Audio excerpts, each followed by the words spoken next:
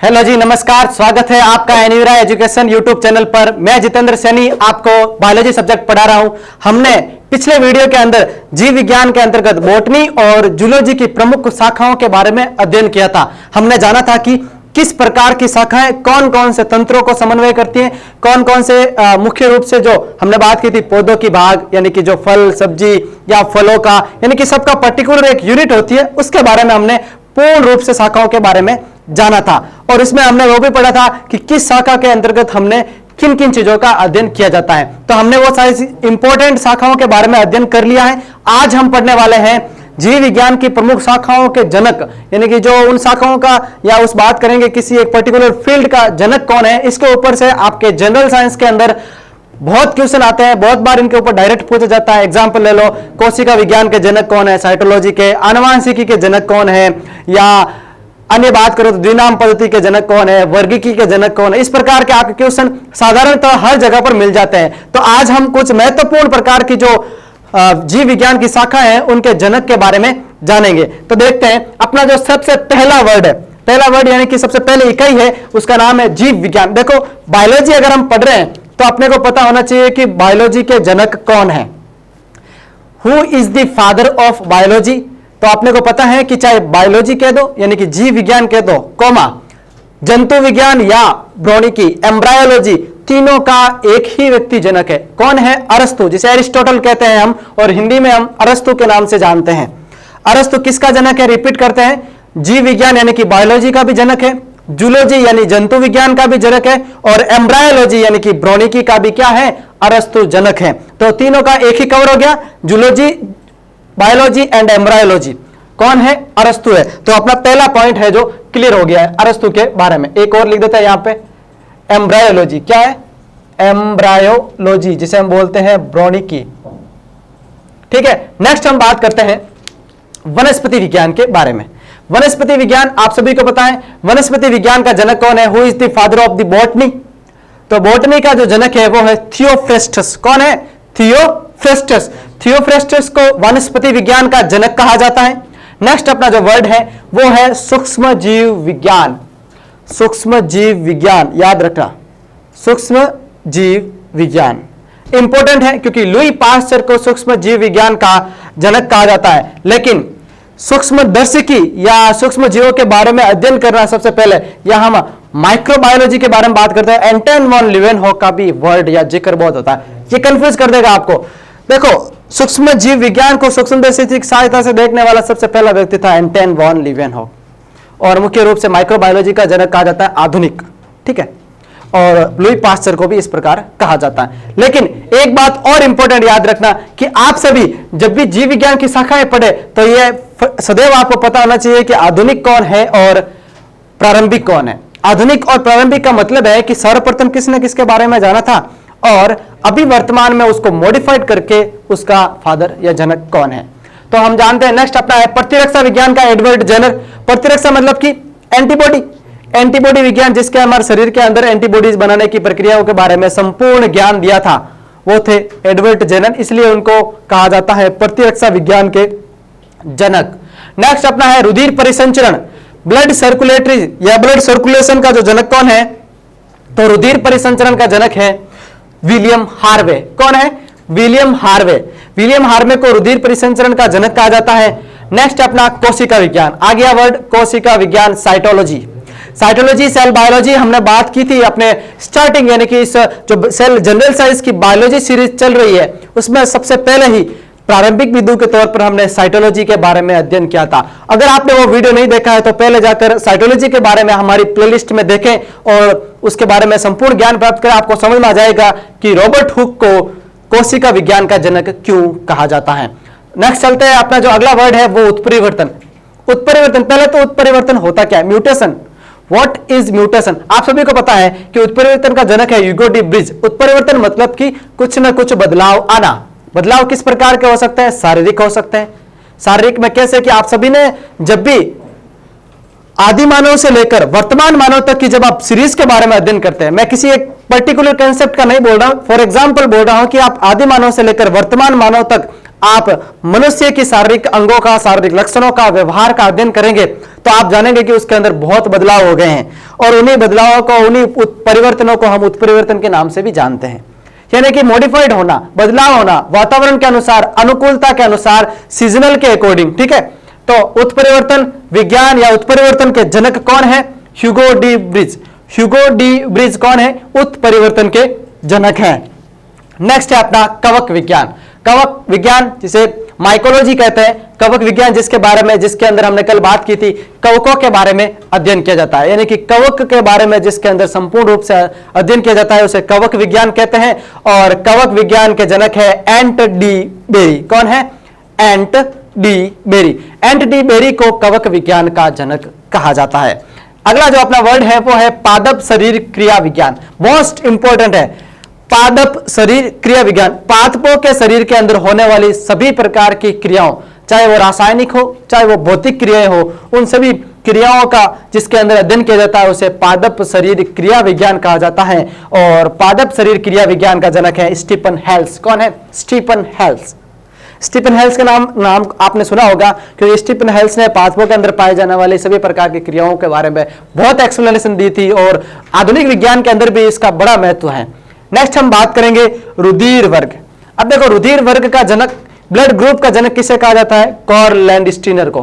Karl Landsteiner को रुधिर वर्ग का जनक कहा जाता है, क्योंकि इन्होंने रुधिर वर्ग यानी ये ब्लड ग्रुप की खोज की थी। और ब्लड ग्रुप में आगे की हम बात करेंगे तो ब्लड के सभी प्रकार के जो क्लोटिंग मैकेनिज्म है, ब्लड का परिवहन है, ब्लड का ट्रांसप्लेशन है, ब्लड के पॉजिटिव और नेगेटिव आयंस है जिसे हम आरएच फैक्टर के तौर पर जानते हैं, उन सभी के बारे में डिटेल एक्सप्लेनेशन किसके अंदर पढ़ी जाती है? ब्लड ग्रुप वाले टॉपिक के अंदर पढ़ी जाती है। और ब्लड ग्रुप के बारे में सबसे ज्यादा और सर्वप्रथम कार्ल लैंडस्टीनर ने प्रयोग किए थे, यह आपने को बताया था। नेक्स्ट हम बात करते हैं, अपना अगला वर्ड है आधुनिक वनस्पति विज्ञान।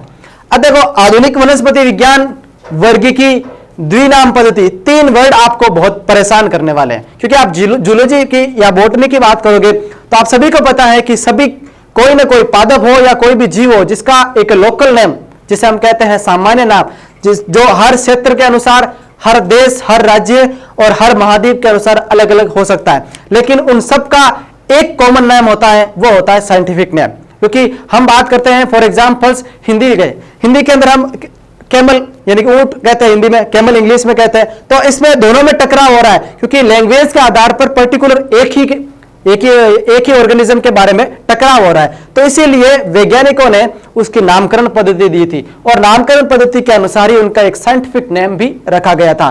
तो आपको द्विनाम पद्धति, दो नामों के अंदर द्विनाम पद्धति मिलेगी, वर्गीकरण मिलेगा, यानी कि उसको उसके लक्षणों के आधार पर अलग अलग वर्गों के अंदर डिवाइड भी किया गया था।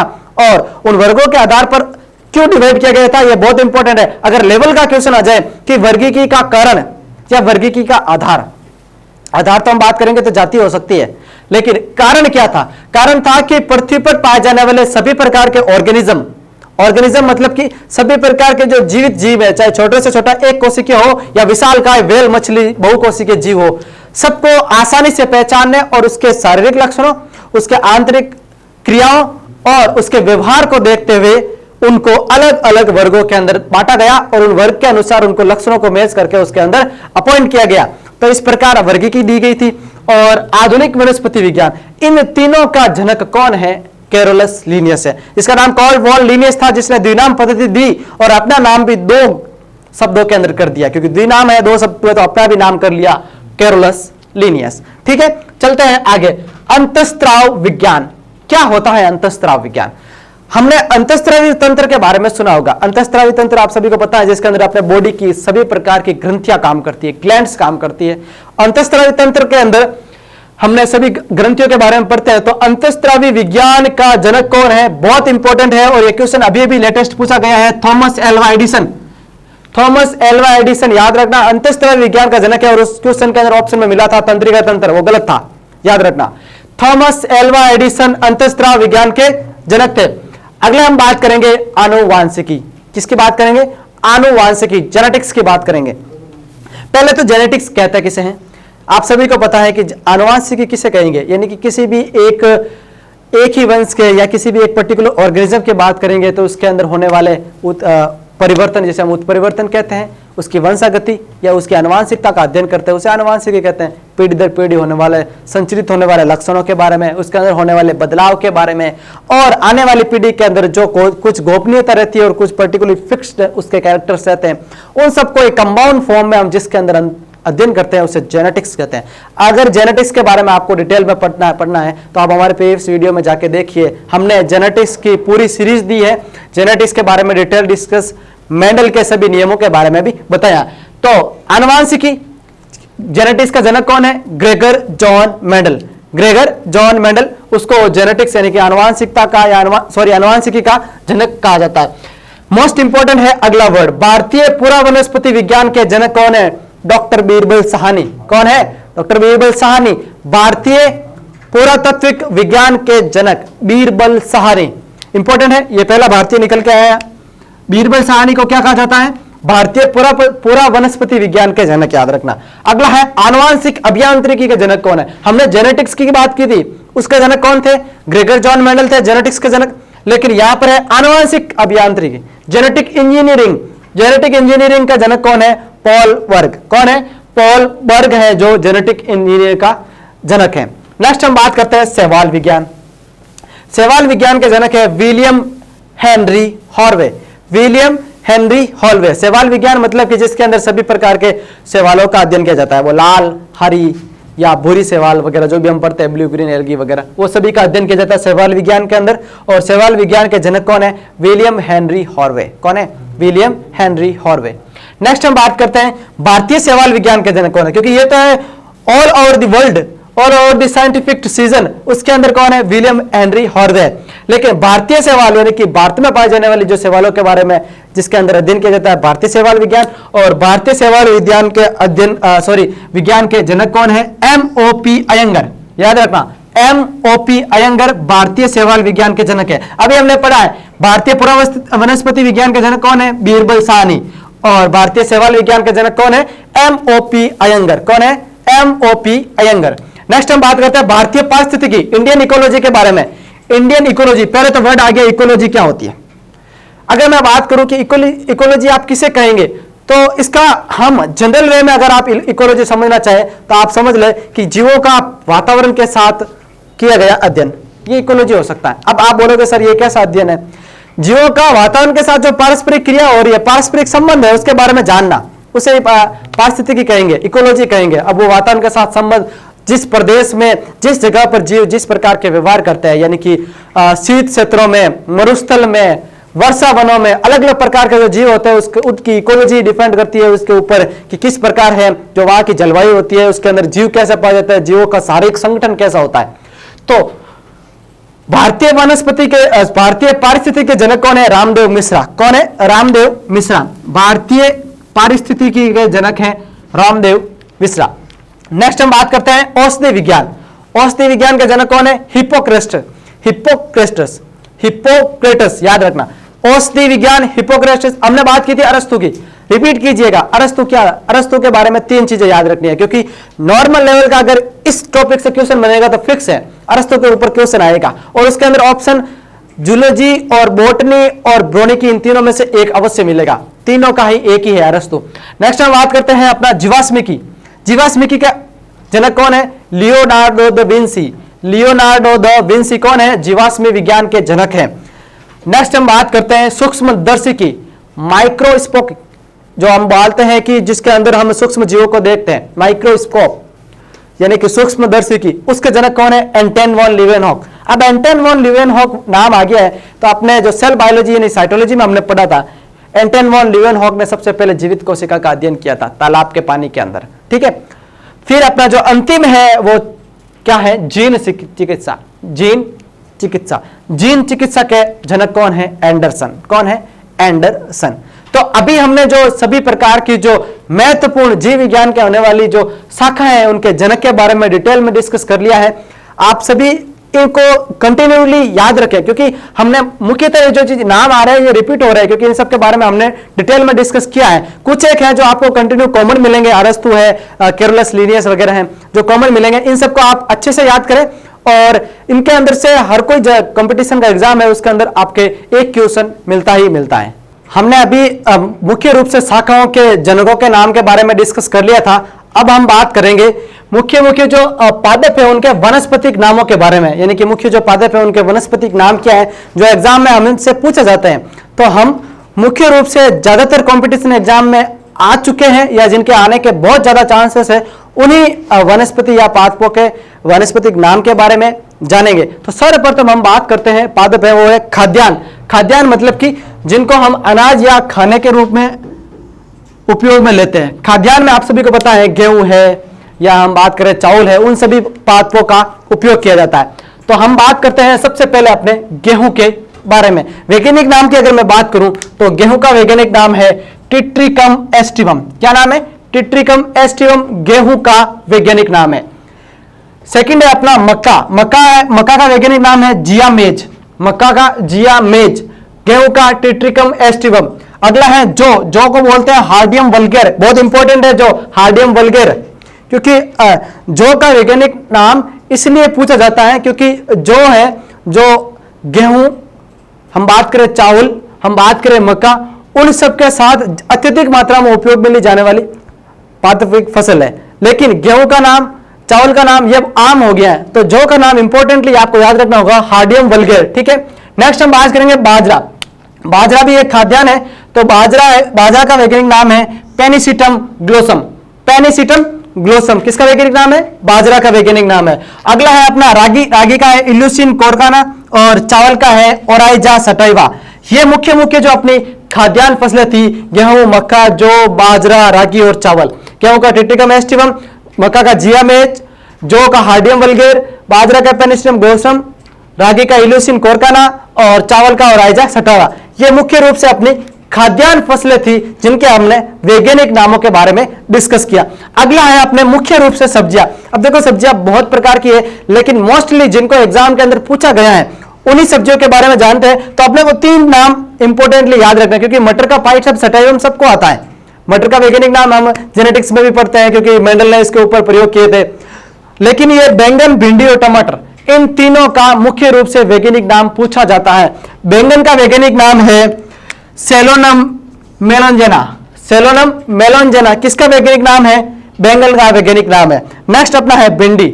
भिंडी का वैज्ञानिक नाम है एबेलमोकस एस्कुलेंटस। एबेलमोकस एस्कुलेंटस किसका वैज्ञानिक नाम है? भिंडी का वैज्ञानिक नाम है एबेलमोकस एस्कुलेंटस। और थर्ड है इंपॉर्टेंट टमाटर का।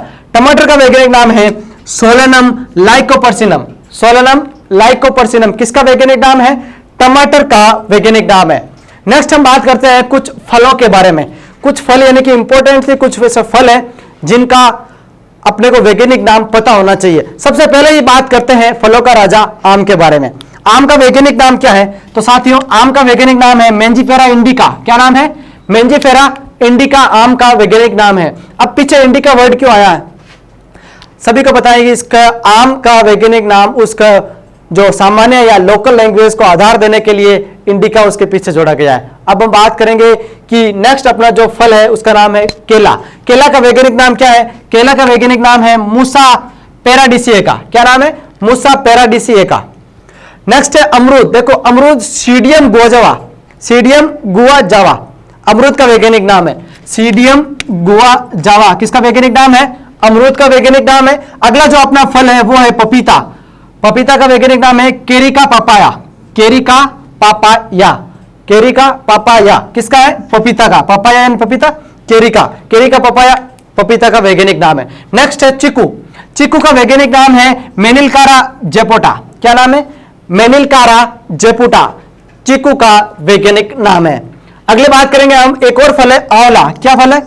आंवला। आंवला का वैज्ञानिक नाम क्या है? आंवला का वैज्ञानिक नाम है साथियों फाइलेंथस एम्बिल्का। फाइलेंथस एम्बिल्का किसका नाम है? आंवला का वैज्ञानिक नाम है फाइलेंथस एम्बिल्का। अगला जो अपना वैज्ञानिक नाम है वो फल है सेब। मोस्ट इंपोर्टेंट है सेब। सेब का वैज्ञानिक नाम है पायरस मेलस। क्या नाम है? पायरस मेलस सेब का वैज्ञानिक नाम है। अगला फल है वो है अंगूर, ग्रेप्स। अंगूर का वैज्ञानिक नाम क्या है? अंगूर का वैज्ञानिक नाम है वाइटिस मिनीफेरा। क्या है? वाइटिस मिनीफेरा अंगूर का वैज्ञानिक नाम है। अंगूर का वैज्ञानिक नाम वाइटिस मिनीफेरा। और अंतिम रूप से बचा है वो है संतरा। क्या है?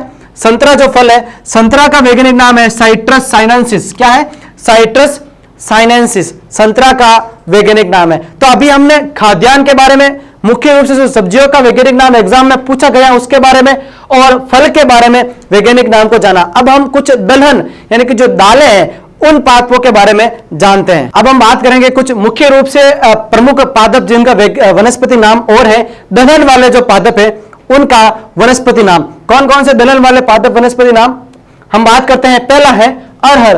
अरहर का वैज्ञानिक नाम क्या है? उसका नाम है केजनस कजास। क्या नाम है? केजनस कजास है जो अरहर का वैज्ञानिक नाम है। दूसरा मैं बात करूं चना। चना का वैज्ञानिक नाम क्या है? साइसर एरिटिन। साइसर एरिटिनम। साइसर एरिटिनम किसका वैज्ञानिक नाम है? चना का। चना से हमको दाल प्राप्त होती है। हम वही चीजों के बारे में डिस्कस करेंगे जिनसे हमें दलहन यानी कि दालें प्राप्त होती है। तो चना का वैज्ञानिक नाम साइसर एरिटिनम। नेक्स्ट अपना है मटर। मटर का हमने बात की थी पायसम सटाइवम, इसका वैज्ञानिक नाम है। मटर का वैज्ञानिक नाम पायसम सटाइवम। पायसम सटाइवम, ठीक है। मटर को देखकर बहुत इंपॉर्टेंट है, मटर आपको जेनेटिक्स में भी मिलेगा और मैंने बात की है, बहुत बार आपको समझाया है कि मटर है, टमाटर है या कुछ मुख्य रूप से जैसे कि बात करें अत्यधिक मात्रा में उपयोग में ले जाने वाले जैसे सेब है, इनका आपको वैज्ञानिक नाम ध्यान से मुख्य रूप से पता होना चाहिए क्योंकि इनके आने के चांसेस ज्यादा रहते हैं। संतरा वगैरह है जो, ठीक है। नेक्स्ट हम बात करेंगे मसूर। क्या है? मसूर की दाल। मसूर की दाल का वैज्ञानिक नाम है लेंस कुलिनेरिस। क्या नाम है? लेंस कुलिनेरिस। किसका वैज्ञानिक नाम है? मसूर का वैज्ञानिक नाम है। अगला अपना जो दलहन वाला पादप है उसका नाम है उड़द। क्या है? उड़द। उड़द का क्या है? उड़द का वैज्ञानिक नाम है विग्ना मुंगो। क्या नाम है? विग्ना मुंगो उड़द का वैज्ञानिक नाम है, ठीक है प्यारे विद्यार्थियों। नेक्स्ट हम बात करेंगे सोयाबीन के बारे में। सोयाबीन मतलब कि glycine max. Glycine max soybean का वैज्ञानिक नाम है। ग्लाइसिन मैक्स किसका वैज्ञानिक नाम? सोयाबीन का वैज्ञानिक नाम। सेम, अगला सेम, एप्पल वाली सेब नहीं, सेम बीन जिसे हम कहते हैं बीन। सेम का वैज्ञानिक नाम क्या है? लेबलम परप्यूरस। लेबलम परप्यूरस। लेबलम परप्यूरस सेम का, सेब का नहीं, ठीक है ना। लेबलम परप्यूरस किसका है? सेब का है। और अपना अंतिम जो दाल प्राप्त करने वाला जो पादप है उसका नाम है मूंगफली। क्या नाम है? मूंगफली। मूंगफली का वैज्ञानिक नाम है एरोचिस हाइपोजिया। एरोचिस हाइपोजिया किसका वैज्ञानिक नाम है? मूंगफली का वैज्ञानिक नाम है। प्यारे विद्यार्थियों ये थी अपने दालें, दलहन वाली मुख्य पादप। अब कुछ दो ऐसे पादप है जिनका अपने को वैज्ञानिक नाम पता होना चाहिए क्योंकि उनके रूपांतरित तनने वाली सब्जियां होती है। पीछे जो हमने सब्जियों के बारे में पढ़ा था वो रूपांतरित तनने वाली नहीं थी, ठीक है ना। ये है रूपांतरित तनने वाली सब्जियां। पहली है आलू। आलू क्या? आलू का वैज्ञानिक नाम है सोलेनम ट्यूबरोसम। क्या नाम है? सोलेनम ट्यूबरोसम आलू का वैज्ञानिक नाम है। दूसरा है अपना प्याज। क्या है? प्याज। प्याज का वैज्ञानिक नाम है एलियम सिप्पा। क्या नाम है? एलियम सिप्पा। तो रूपांतरित तनने वाली सब्जियां हो गई आलू, प्याज, सोलेनम ट्यूबरोसम और एलियम सिप्पा। और दलहन वाली अरहर का केजनस कजास, चना का साइसर एरिटिनम, मटर का पायसम सटाइवम, मसूर का लेंस कुलिनेरिस, उड़द का विग्ना मुंगो, सोयाबीन का ग्लाइसिन मैक्स, सेम का लेबलम परप्यूरस और मूंगफली का एरोचिस हाइपोजिया। ये थे अपने मुख्य पादप के वैज्ञानिक नाम और इसके बारे में आज हमने चर्चा की। और भी कुछ है उसका अगले वीडियो के अंदर बात करेंगे। तो आज हमने मुख्य शाखाओं के बारे, जनकों के बारे में और कुछ पादप वनस्पति पादपों के वनस्पतिक नाम के बारे में डिस्कस किया है। आप इस वीडियो को पूरा देखें, लाइक करें, कमेंट करें, शेयर करें और अपने साथियों के साथ जरूर इसके बारे में चर्चा करें कि इस प्रकार का प्लेटफॉर्म पर आपको हर एक प्रकार की कंपटीशन की तैयारी करवाने को मिल रही है। धन्यवाद। जय हिंद।